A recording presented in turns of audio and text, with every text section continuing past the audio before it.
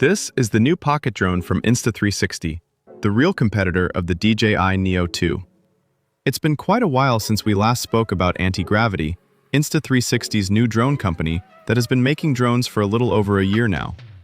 Actually, what we're going to talk about today is something we know it's in the works for almost 1 year, but now we have actual leaked patents that show very clearly how it will look like and what are some of the technical specs. As you can see, it features fully covered propellers, with additional protection at the top and at the bottom. And the main standout feature is definitely the folding mechanism.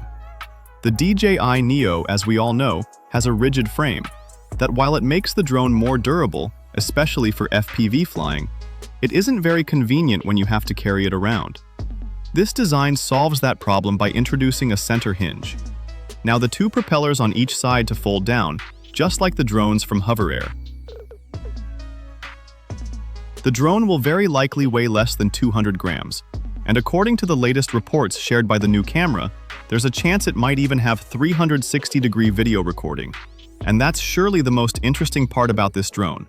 Having that possibility on such a small and light drone, and even without needing goggles or a controller to fly, it could make it the most capable pocket selfie drone.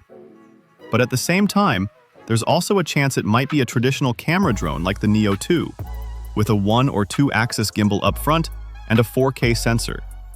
Speaking about the Neo, another thing it will certainly have is gestures control and the auto flight modes that don't require a controller to fly the drone. There could be an option to control the drone with a phone app, obviously, but since we still haven't seen a proper controller on the A1, if they're going to make a pocket drone, it might just be a standalone product at this point.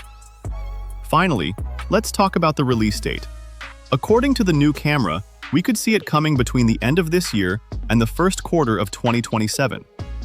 That seems quite reasonable, since we haven't heard of any registration in the FCC filings, for example, that surface a few months before the release date.